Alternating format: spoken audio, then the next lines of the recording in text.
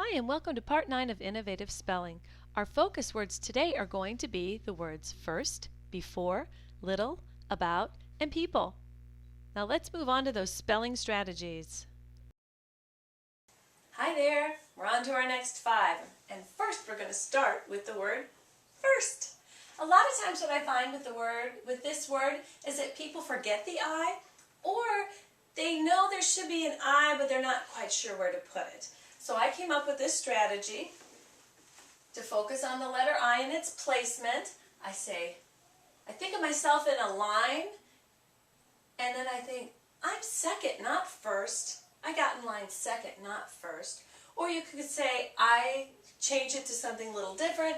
I is second, not first. I come second, not first. Or anything like that that you want to focus on that works for you. But that's the one that I use, and it helps me know that I is the second letter in the word first. And I like that play too with the word second and first because they're all about ordinal numbers. Let's see, the next one is before. A lot of times what I see is people forget to put the E on the end of it, so what I do then is I put an E word at the end. And I say before erasers. Before erasers? How did you ever get rid of something when you're writing and make a mistake in your spelling? Before erasers, it must have been really hard. So I use erasers because it reminds me of the letter E. You can put any letter there that any word that starts with the letter E that connects with you. I use erasers. And that helps us know that there's an E at the end. And you can kind of understand why people would leave it off because I see the word be and for, but in this case, it's an E on the end. Next one is little. Often what I find is we're not sure if there's 2 T's or 1 T, and if there's an E, where to put the E. So this strategy helps us know that there are 2 T's and where the E goes at the end of the word. And for little, I think about 2 twins. Twins begins with T, 2 begins with T, and I see 2 T's here, and those are my twins. And I make them into little people. And this is what I think about. Think about the twins Lee and Lai. They're very cute little twins. Let me show you how it works. So here's my letter T's. And I make them into these cute little twins. Lee and Lai. Lee and Lai are twins. 2 twins, Lee and Lai. And that's how I remember that. And I'll show you again without the little twins that I draw. There's 2 twins, Lee and Lai. And then you have the word little. That usually helps me. And again, over time, once you start working with these long enough, you just look at it and you recognize it and you don't even have to use the strategy anymore. But that's kind of a fun one. About. A couple different ways people misspell this. I don't see it very often, but I'll show you a couple ways to break it up. One is, I think, out and about. Most people can spell out, O-U-T. So we think out and about. That's how we remember that spelling.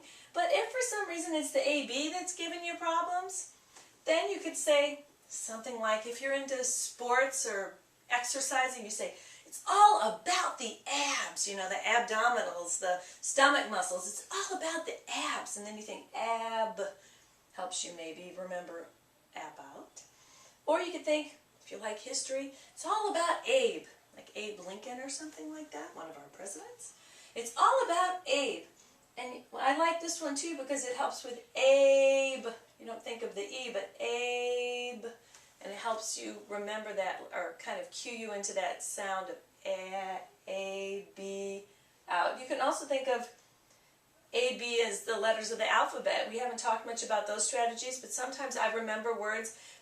If there's certain letters in the word that give me a problem, I look at them in line of like, how are they in the alphabet? What placement they are. Maybe we'll come across one of those later on in another video, but you could also maybe connect to A, B, out. Whatever strategy works for you, that's the key.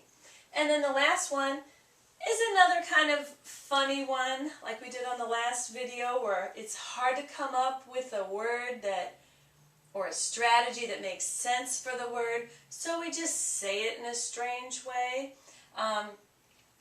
So on people, the one that I find most often, because a lot of times students don't know where to put the E and the O in this word, and it's kind of a hard word. So we say it in a strange way. And we say Peopoly. Peopoly. Kind of sounds like Monopoly. Peopoly. People like to play Peopoly.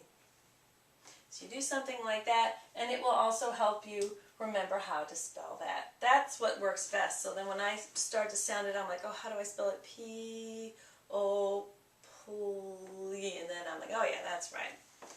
So there's the next 5. Create your own, share them, write them in your spelling notebooks and spelling cards, and I'll see you next time.